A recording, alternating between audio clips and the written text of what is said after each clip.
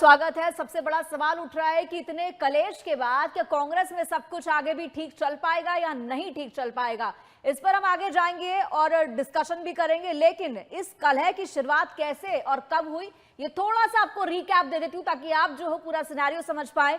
सबसे पहले बगावत की शुरुआत होती है जब राजा वड़िंग को पंजाब कांग्रेस का प्रदेश अध्यक्ष चुना जाता है। इसके बाद जो है 60 से ज्यादा नेताओं के फीडबैक इस पर लिए जाते हैं।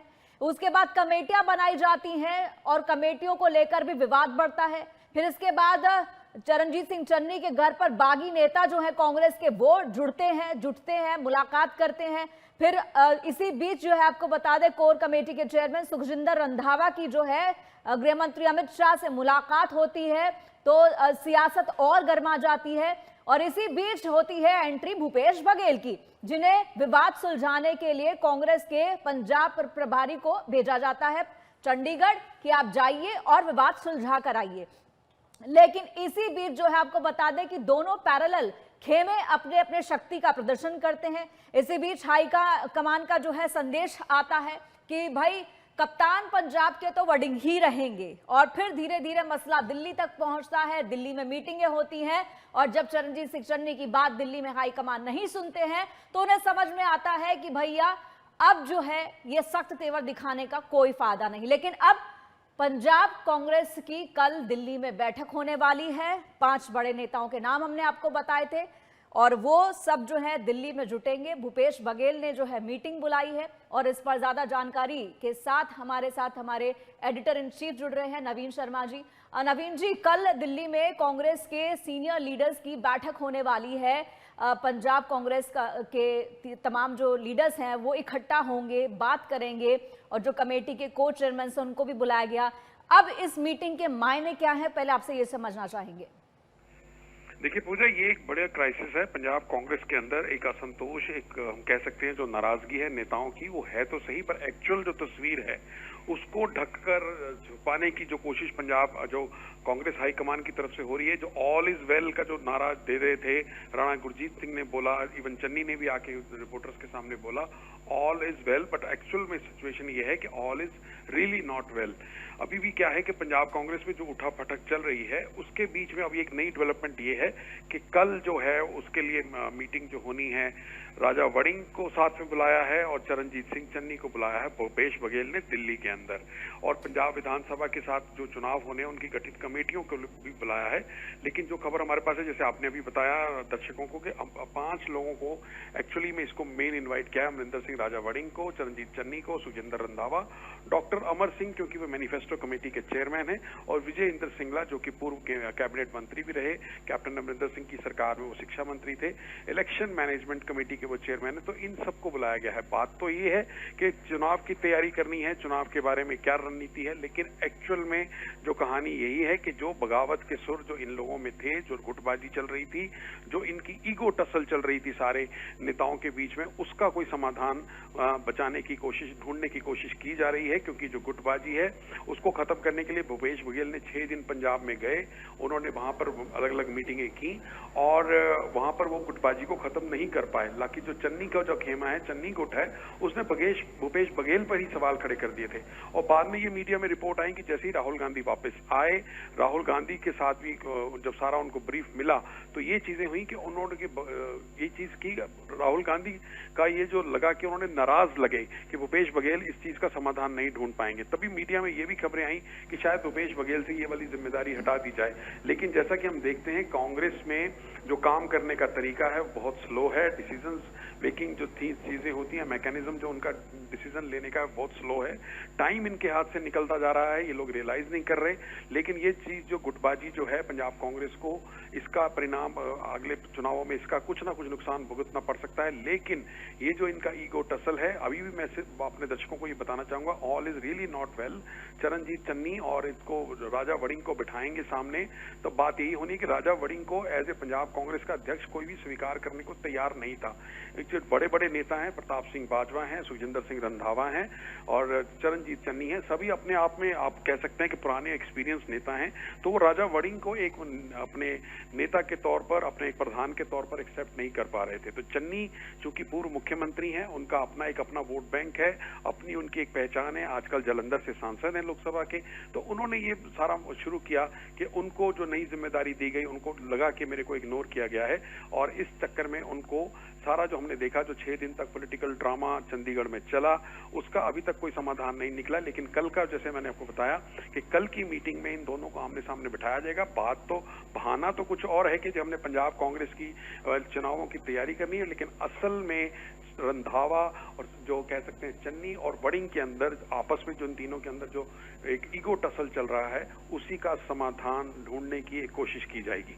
जी, हमारे साथ डॉक्टर गुरमीत सिंह भी जुड़ गए हैं। डॉक्टर गुरमीत सिंह जी, आपने भी सुना कि नवीन जी किस तरीके से बता रहे हैं कि राजा वड़िंग और चन्नी के बीच में एक टसल तो है, लेकिन इस टसल के बीच में इन दोनों नेताओं को एक टेबल पर लाने का मतलब क्या है। दूसरी तरफ हम समझना चाहेंगे कि पंजाब कांग्रेस किस तरफ जा रही है। क्या एक कहावत है, हिंदी में कही जाती है कि तेल देखो और तेल की धार देखो, तो क्या इस वक्त चन्नी इसी की वेट कर रहे हैं कि तेल और तेल की धार देखी जाए, उसके बाद आगे कोई फैसला लिया जाए? क्योंकि यहाँ पर बात ईगो की है, यहाँ पर बात मूंछ के सवाल की भी है। इस तरीके से अगर इसे लिया जाए, आपको क्या लगता है कि चन्नी का रिएक्शन क्या होगा? क्या चन्नी इतने आराम से जो है शांत बैठने वाले हैं? आपको क्या लगता है? देखिए, पहली बात तो यही है कि जो चन्नी साहब के तेवर थे वो ढीले तो कर दिए थे आला कमान ने। आपको मालूम है, जब पिछली मुलाकात के लिए उन्हें केसी वेणुगोपाल ने बुलाया, जिस दिन वो रणदीप सुरजेवाला से भी मिले, उसके बाद बाहर निकलकर उन्होंने, और उस दिन राहुल गांधी उनसे नहीं मिले। और जाहिर सी बात है कि कांग्रेस हाईकमान को ये पता लग गया था कि इस तरह से किसी तरह की ब्लैकमेलिंग में आने से कोई लाभ नहीं होगा। और मैंने पहले भी आपके यहाँ कहा था कि उनको ये लगता है हाईकमान को कि अभी समय है, तो अगर जो कुछ भी होना है, जो कुछ भी सामने आएगा, उसके बाद भी वो डैमेज कंट्रोल कर पाएंगे, जिसे क्षतिपूर्ति कहते हैं। तो निश्चित ही कांग्रेस को जब कमेटीज का अनाउंसमेंट हुआ और राजा वरिंग को नहीं हटाया गया, और जो चन्नी साहब ने अपनी नाराजगी दिखाई अपने घर में जब लोगों को इकट्ठा किया, उसके बाद नुकसान तो हुआ कांग्रेस को। यहाँ तक कि आपको मालूम है कि प्रधानमंत्री जी ने भी जो है वो व्यंग किया उस पे, जब वो जालंधर में आए, तो उसकी चर्चा रही। लेकिन उसके बाद ये स्पष्ट कर दिया था पहले भूपेश बघेल ने और फिर बाद में दिल्ली में, कि कोई परिवर्तन इस तरह का अभी नहीं होगा, कम से कम आंखें दिखा के नहीं होगा। तो वो और उसके बाद ही चन्नी साहब जो हैं वो शांत होके गए, और उसके बाद जो है वो उन्होंने ये भी कहा ऑल इज वेल वाला, जब पत्रकारों ने उनसे पूछा तो अब जाहिर सी बात है कि अब क्योंकि उन्होंने उस तरह से कहा उस दिन की भी, पार्टी जो है वो, हम पार्टी के अंदर ही हैं, पार्टी के साथ ही हैं, और उन्होंने उन संभावनाओं को रूल आउट किया जिसके तहत ये कहा जा रहा था कि उनकी कोई बीजेपी से बातचीत हो सकती है, या उन्होंने बहुत ही क्लियर कट स्टैंड, बहुत हार्ड स्टैंड ले लिया है, और उन्होंने राहुल गांधी को भी अपना नेता बताया। जो जाहिर सी बात है, जिसे हम फॉल इन लाइन कहते हैं, जब वो फॉल इन लाइन हुए तो अब उनकी बात जो है वो आमने सामने बैठ के हाईकमान करेगा, और उनकी बात संभवतः सुनी भी जाएगी। इस हद तक कुछ निर्देश यदि राजा वरिंग को देने हैं उनके संबंध में, या कोई इस प्रकार का होना है कि जो भी फैसले वो आगे मिलजुल के होंगे, और जाहिर सी बात है कि उन्हें और एश्योरेंस भी दिए गए होंगे, चाहे टिकट। देखिए, असली खेल तो होता है चुनाव के बाद, क्योंकि कांग्रेस को ये लगता है कि वो सत्ता में आ सकती है। तो इस बार जो टिकटों का वितरण है वो भी एक बड़ी चीज होती है, तो उसमें कौन कितने सपोर्टर्स को टिकट दिलवा पाता है। तो उन्हें निश्चित ही हाईकमान ने कहा होगा कि यदि आप पार्टी के साथ रहेंगे, यदि आप ब्लैकमेल वाले रास्ते पे नहीं चलेंगे, तो फिर हम आपको जो आपका हक है वो देंगे, ऐसा लगता है। और जी। उसी सिलसिले में ये कल की मीटिंग में हो सकता है कि कोई फार्मूला इस तरह का निकाला जाए।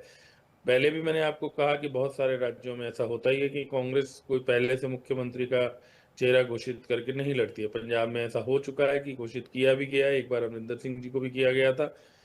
बाद में जब चन्नी साहब को बनाया था अमरिंदर सिंह जी की जगह 22 में, तो भी ये स्पष्ट था कि वो होंगे, लेकिन जो जिस तरह के नतीजे आए थे वो आपको मालूम ही है, वो खुद दोनों जगह से हार गए थे। तो इस बार मुझे लगता है कि कांग्रेस हाईकमान ने एक जो हैंडलिंग करते हुए, और उनके पास कोई और रास्ता भी नहीं था, वो अगर अपना फैसला जो उन्होंने किया था उसको पलटते जी। थोड़े ही दिन में। अब वो अलग बात है कि अब वो उस चीज को परिवर्तन करें, कोई और बात करें, आगे करें, लेकिन एक बार के लिए तो उन्होंने इनको ये मैसेज दे दिया था कि भाई इस तरह से आप मत करें, और आप पार्टी में रहेंगे तो आपको आपका जायज हक मिलेगा। और संभवतः उसी कड़ी में, वो जो जायज हक दिलवाने वाली बात है, उसी कड़ी में संभवतः ये जो मीटिंग है कल की, ये होगी। और दोनों को आमने सामने बिठा के हो सकता है कि हाईकमान उनको ये मैसेज कहे कि पहले आप सत्ता में आइए, फिर बाकी चीजों का निर्णय होगा। अगर सत्ता में ही नहीं आएंगे, जी अगर आप जी सत्ता में गुरमीत जी, तो एक मेरा थोड़ा सवाल ये है कि आप कह रहे हैं हाईकमान दोनों को सामने बैठा करके कोई बीच का रास्ता निकालेंगे, कहीं ना कहीं दोनों में जो है सुलह कराने की कोशिश होगी। हालांकि यहाँ पर मेरा सवाल ये है कि कांग्रेस के आला कमान जो कि राहुल गांधी कहे जाते हैं, वो विदेश दौरे पर चले गए, उसके बाद अब भारत वापस लौटे, संसद का सत्र शुरू हुआ, उसके बाद कहीं छात्रों की गूंज में हिस्सा ले रहे हैं, कहीं प्रोटेस्टर्स जो देश विरोधी हैं, जो देश विरोधी नारे लगा रहे हैं, उनके सपोर्ट में खड़े होते हैं, लेकिन संसद के अंदर सत्र चलने नहीं दिया जाता है। 6 बार सत्र स्थगित होता है। तो कांग्रेस के बारे में, जो पंजाब कांग्रेस के, उसके बारे में उनके पास कोई जवाब नहीं है, कोई हल नहीं है, उसके बारे में कोई बात नहीं करनी, लीडर्स से मिलना नहीं है, लेकिन सत्र भी चलने नहीं देना, लेकिन सड़क पर आकर हंगामा करना है। ये कांग्रेस का जो विपक्ष की भूमिका की हम बात करते हैं, इसे आप कैसे देखते हैं?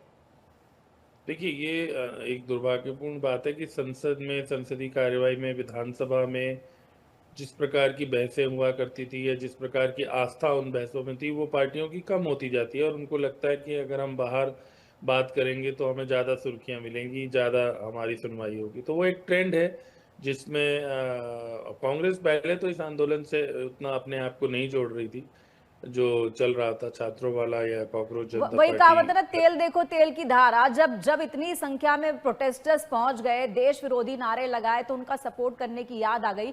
लेकिन अगर उनको छात्रों के लिए इतना ही दुख है, इतना ही दर्द है, तो आप उसे समझिए और संसद में उस मुद्दे को उठाइए। ये एक लोकतांत्रिक और संवैधानिक रास्ता है जिसको अपनाया नहीं गया है कांग्रेस द्वारा। इसे कैसे देखते हैं आप?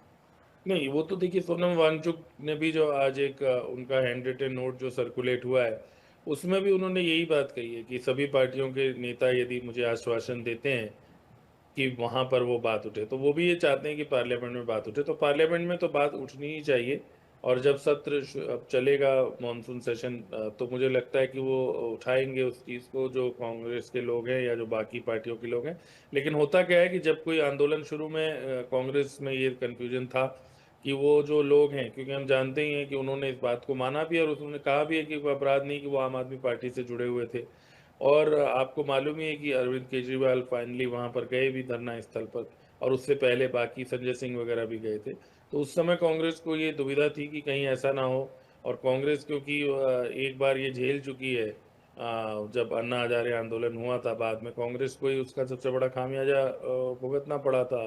फायदा तो मोदी जी को हुआ उसका 2014 में, जो 2011 में आंदोलन हुआ था। तो इसलिए कांग्रेस शुरू में इससे दूर थी। बाद में पवन खेड़ा वहां पर गए भी थे। और जाहिर सी बात है कि राजनीतिक दलों को केवल ये देखना होता है कि उनका फायदा किस चीज में। तो जो आप बात कह रही हैं कि क्या करना चाहिए, वो शायद उनके लिए जरूरी नहीं होता। उनके लिए जरूरी यही होता है कि उनको किस चीज़ से फायदा होगा। उनको लगता है कि आज क्योंकि ये आंदोलन चर्चा में है, इस आंदोलन सुर्खियों में है, तो उसके साथ होने में लाभ है, तो वो उसके साथ हो जाएंगे। और यदि उन्हें लग रहा था, जैसे शुरू में मैंने बताया कि उन्हें नहीं, दुविधा थी, एक सवाल डॉक्टर गुरमीत मेरा ये है कि अगर सिर्फ भीड़ से ही जो है, अगर आप ये आंकलन कर पाते कि आप जीतेंगे या नहीं जीतेंगे, आपको सपोर्ट मिलेगा या नहीं मिलेगा, तो जो भारत जोड़ो यात्रा निकाली गई थी, भीड़ तो उसमें भी आई थी, लेकिन वो भीड़ जो है वोट्स में तब्दील तो नहीं हो पाई है। तो इसको इस तरीके से भी तो समझना चाहिए कि आपने कितना बड़ा एक्सपेरिमेंट किया, भारत जोड़ो यात्रा निकाल दी, उस वक्त उसका उतना फायदा तो हुआ नहीं। भीड़ जरूर उमड़ी राहुल गांधी को देखने के लिए, सोनिया गांधी को देखने के लिए, प्रियंका गांधी को देखने के लिए, तमाम सेलिब्रिटीज को देखने के लिए, लेकिन वो वोट में कन्वर्ट नहीं हुई। ये बात तो समझना जरूरी है कि आपने प्रैक्टिकल करके देख लिया, वो फेल हो गया, तो अब आपको दूसरा रास्ता अपनाना चाहिए। अगर कांग्रेस को रणनीतिक तौर पर, कांग्रेस की जो समझ है वो यदि कारगर होती, तो जाहिर सी बात है कि कांग्रेस लगातार 3 चुनाव नहीं हारती। और राज्यों में भी आपने देखा ही कि हरियाणा जैसे राज्यों में तो ये कहा जाता है कि उन्होंने सारा माहौल होते हुए भी सत्ता गंवा दी। तो जो आप बात कह रही, नेचुरली उनको उस रणनीतिक तौर पर जो उनसे भूल हुई है या हो रही है, उसका खामियाजा भुगतना ही पड़ा है। तो भीड़ की बात आपकी सही है कि भीड़, लोकतंत्र को हम यदि भीड़ तंत्र में कन्वर्ट कर देंगे तो उसमें नेताओं को ही ज़्यादा नुकसान है, क्योंकि यदि भीड़ तय करने लगेगी तो उससे नुकसान होता है। तो इसलिए कांग्रेस को लोगों के बीच में, मैंने वही बताया कि उनकी रणनीतिक जो समझदारी है वो उस पे ही निर्भर करता है कि आगे चुनाव में नतीजे किस तरह से उनको मिलेंगे, चाहे वो पंजाब हो या अन्य राज्यों का चुनाव, चाहे, और यूपी में तो खैर वो उस तरीके से रेस से अभी बाहर है, मेजर प्लेयर के तौर पे आप उन्हें नहीं देख सकते, वहाँ अखिलेश यादव भी चैलेंज करेंगे योगी आदित्यनाथ को।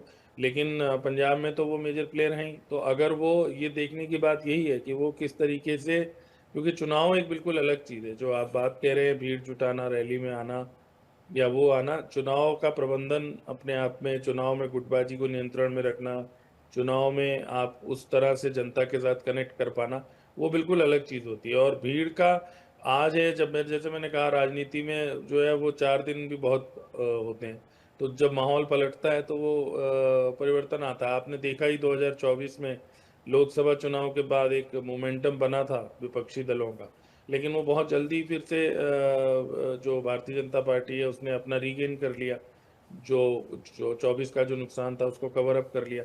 तो ये कॉन्टिन्यूस प्रोसेस है, लेकिन ये निर्भर करता है कि चुनाव आप किस तरह से लड़ते हैं, चुनाव प्रबंधन किस तरह से आप करते हैं, लोगों के बीच अपनी बातें किस तरह से ले जाते हैं। आपने देखा ही किसान आंदोलन के दौरान कितने सारा आंदोलन, यदि देखा जाए तो वो तो बहुत बड़ा भीड़ की दृष्टि से और बहुत सफल वो माना जा सकता है। लेकिन जब किसान नेता बाद में चुनाव में उतरे पंजाब में कुछ, तो उन्हें कामयाबी नहीं मिली, बल्कि बहुत उन्हें बुरी तरह से हार का सामना करना पड़ा। तो जाहिर सी बात है कि चुनाव एक अलग चीज़ है, सड़क पे आंदोलन करना एक अलग चीज़ है। निश्चित ही सड़क के आंदोलनों से भी पार्टियों को ताकत मिलती है, वो खड़े होते हैं, लेकिन अनिवार्य रूप से हम उसको कोई, उसका कोई कनेक्शन नहीं स्थापित कर सकते। जैसे मैंने अभी आपको किसान आंदोलन की बात बताई कि उसी पंजाब में जिसमें सबसे अधिक किसान आंदोलन का आज तक प्रभाव माना जा रहा है, आज तक ये कहा जा रहा है कि किसान आंदोलन के कारण भारतीय जनता पार्टी को नुकसान है, उसी किसान आंदोलन के नेता जो खुद उतरे मैदान में, और वो नेता जो बहुत प्रमुख चेहरा थे, उनको सफलता नहीं मिल पाई। तो चुनाव एक बिल्कुल अलग प्रक्रिया है।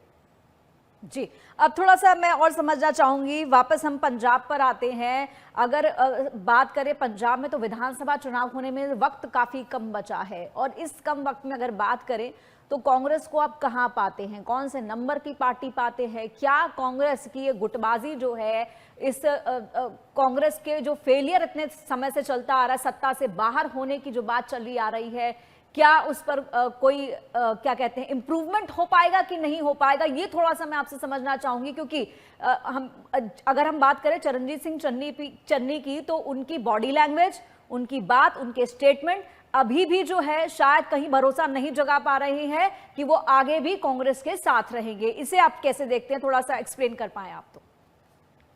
देखिए, पहली बात तो ये कि कांग्रेस पंजाब में सत्ता से बहुत लंबे समय से बाहर नहीं है, क्योंकि 22 में ही जो चुनाव हुआ, पिछले चुनाव में ही वो हारे थे, उससे पहले उनकी सरकार थी। दूसरी बात, यदि आप 24 के लोकसभा चुनाव को पैमाना मानेंगे, तो शायद कांग्रेस अपने आप को मजबूत स्थिति में मान रही होगी, या ये मान रही होगी कि वो सत्ता में वापसी कर सकते हैं।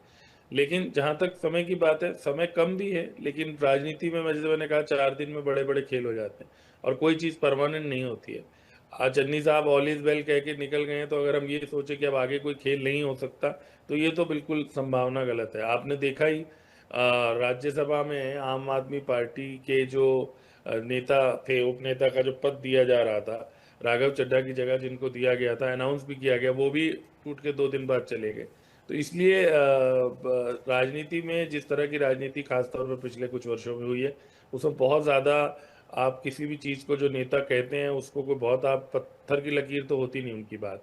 तो वो अभी देखेंगे, फायदा देखेंगे। मैंने अभी बताया कि जब टिकटें बटेंगी, जब पहले तो अनाउंसमेंट होगी, फिर टिकटों का जो वितरण होगा, वो पहला टेस्ट होगा कांग्रेस के लिए। क्योंकि जब कांग्रेस टिकटों का वितरण होता है, तो हर गुट में ये नेता जो हैं वो ये सोचते हैं कि हमें मेजर शेयर मिले, क्योंकि उसी के आधार पर बाद में चीफ मिनिस्ट्री पर उनका दावा मजबूत होता है। तो वो उस समय पर दोबारा एक बार तूफान आएगा। अभी हो सकता है कि वो थोड़े दिन के लिए शांत हो गया हो, जैसा कि लग रहा है कि पिछले दिनों में जब वो गए वहाँ पर, और ये कहा गया है, जो रिपोर्ट्स में हम लोगों ने देखा है, मीटिंग्स में तो हम अंदर हैं नहीं, लेकिन जो रिपोर्ट्स आई हैं बाहर, और वो कहीं ना कहीं नेताओं के द्वारा ही लीक की जाती है बात, तो वो यही आएंगे कि कांग्रेस हाईकमान ने एक स्पष्ट संदेश चन्नी साहब को दिया, जिसके बाद फिलहाल उन्होंने अपने जो बागी तेवर है उनमें थोड़ा सा उसको ठंडा किया है। लेकिन वो कब दोबारा होंगे, जैसे मैंने कहा कि उसका जो अगला समय होगा वो शायद टिकट वितरण का होगा। अगर टिकट वितरण में भी उन्हें लगेगा कि उनके समर्थकों को नहीं मिल रही है टिकट, या राजा वड़िंग ज़्यादा कामयाब हो रहे हैं टिकट दिलवाने में, तो शायद फिर वो तूफान मचता है। और फिर आजकल तो खेल चुनाव में रिजल्ट आने के बाद तक चलते रहते हैं, तो इसका आपने कई राज्यों में देखा ही होगा। तो इसलिए राजनीति की ये जो आज के समय की राजनीति है, उसमें कोई आप सोचें कि कोई बहुत किसी के वचन की बहुत कीमत है या किसी की कही हुए बयान की बहुत कीमत है, तो वो नहीं है। अब तो सबको अपना, जिसे आजकल बड़ा शब्द चलता है ना, मौकाटेरियन, तो वो तो जिसका जहाँ दांव लगेगा, जिसका जहाँ मौका लगेगा, जिसको जहाँ फायदा दिखेगा, वो वहां पे अपना बोरिया बिस्तर रखेगा, समेटेगा। जी, आपसे एक आखिरी सवाल है मेरा ये कि जिस तरीके से आप कह रहे हैं कि अगर चरणजीत सिंह चन्नी की बात टिकट वितरण में नहीं मानी जाती है तो हो सकता है बगावत हो, लेकिन आपको क्या लगता है कि राजा वडिंग ये होने देंगे? क्या चन्नी की डिमांड्स टिकट वितरण में मानी जाएंगी? ये वडिंग होने देंगे? नहीं, जो ये तो देखिए, ये तो जैसे वो आपने देखा होगा ना, रस्साकशी जो दो टीमें होती हैं, वो एक तरफ से एक आदमी जोर लगाता है, दूसरी तरफ नहीं से नहीं, लेकिन दूसरी ये जोर ये लगाता सवाल है। इसलिए उठ रहा है क्योंकि सीधा सीधा मैसेज हाईकमान की तरफ से गया है कि राजा वडिंग जो है उन्हें प्रधान पद से नहीं हटाया जाएगा। तो एक कॉन्फिडेंस जो है वो राजा वडिंग में आ चुका है। तो क्या, क्योंकि अगर हम बात करें बाकी नेताओं की, तो कुछ नेताओं की तरफ से ये स्टेटमेंट आया है कि राजा वडिंग जो है वो इगोइस्टिक हैं, वो अपनी मनमानी करते हैं, वो अपनी चलाते हैं और हर कोई उनकी मनमानी, इस तरह के स्टेटमेंट जो है तमाम तरफ से सुनने को मिले हैं। तो आपको क्या लगता है? इसलिए मैं पूछ रही हूँ ये सवाल। इसमें तो कोई दो राय नहीं कि अगर चन्नी साहब के घर इतने लोग जुटे, जिनमें कई सीनियर नेता भी थे, तो राजा वड़िंग की जो कार्यशैली है उससे संतुष्ट होकर ही जुटे।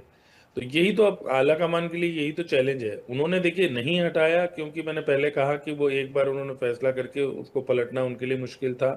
और एक बार ये चर्चा चली भी थी कि उनको हटा दिया जाएगा। जो भी चन्नी साहब के खिलाफ भी तर्क दिए गए, जैसे कुछ केसेस की बात है, कुछ और है, उसकी वजह से शायद उनको नहीं हटाया गया और एक बैलेंस करने की कोशिश की गई। अब उस बैलेंस में आगे एक बहुत बड़ा चैलेंज होगा और संभवतः कुछ एश्योरेंस तो उनको दिए होंगे, लेकिन वो बैलेंस एक्चुअल में हो पाएगा या नहीं हो पाएगा, उसी पे कांग्रेस पंजाब में सफल होगी या नहीं, इसी पे तो निर्भर करेगा। कई बार ज्यादा बैलेंस करने के चक्कर में, कहते हैं ना कई बार कि दो नाव में पैर रख के आदमी ज्यादा डूबने की संभावना हो जाती है। तो अब हाईकमान ने ये देखना है कि वो किस तरह से इन लोगों को एक अनुशासन में रखकर ये चुनाव आगे लड़ पाएगा या नहीं लड़ पाएगा, और एक प्रकार का संतुलन रख पाएगा या नहीं रख पाएगा। अगर वो रख पाएंगे तो फिर वो अपने लिए अवसर ढूंढ सकते हैं या अपनी वापसी की उम्मीद कर सकते हैं। अगर वो नहीं ढूंढ पाएंगे तो उनके लिए फिर वही स्थिति होगी जो हरियाणा में हुई। चलिए, देखना होगा। और क्लोजिंग कमेंट जो है नवीन जी आपसे चाहूंगी, आप फोन लाइन पर हमारे साथ जुड़े हुए हैं, क्लोजिंग कमेंट आपकी तरफ से जो पंजाब में इस वक्त चल रहा है, पंजाब कांग्रेस को लेकर चल रहा है, क्या सब कुछ ऑल इज वेल रहेगा? क्या चन्नी जो है वो पार्टी के साथ बने रहेंगे?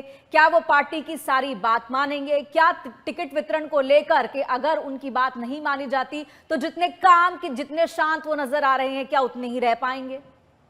देखिए, जैसे मैंने पहले डिस्कस किया, गुरमीत सिंह जी ने भी बताया उन्होंने कि जिस तरह से मैं बताऊं कि all is really not well. मैं अभी बार बार ये कहना चाहूंगा, ये जो तस्वीर एक दिखाई जा रही है जनता को, मीडिया को, वो सब नहीं है। अंदर ये कांग्रेस, पंजाब कांग्रेस के अंदर सब कुछ ठीक नहीं है। मैं जैसे आपने पहले जिक्र किया कि ये सब नेताओं में ईगोइस्टिक हैं, सारे एक दूसरे को बर्दाश्त नहीं कर सकते, इस चीज को लेकर ये झगड़ा हुआ।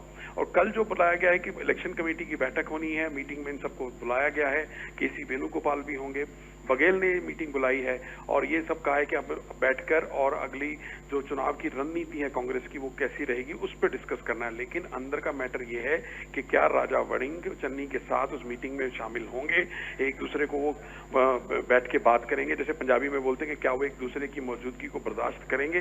क्योंकि अभी तक अगर ये सब हो भी गया, पैचअप भी करा दिया गया, तो आप ये मान के चलिए कि ऊपर ऊपर का पैचअप होगा। इसे इंटरनल जो इनके वर्कर्स हैं, जो इनके चन्नी के सपोर्टर्स जो हैं, वो अब तक वड़िंग के बारे में इतना ओपनली बयान दे चुके हैं, इतना कुछ वो बोल चुके हैं कि इन सबको एक मंच पर बैठना, एक चेयर्स पे बैठ के डिस्कस करना इन सब के लिए मुश्किल होगा।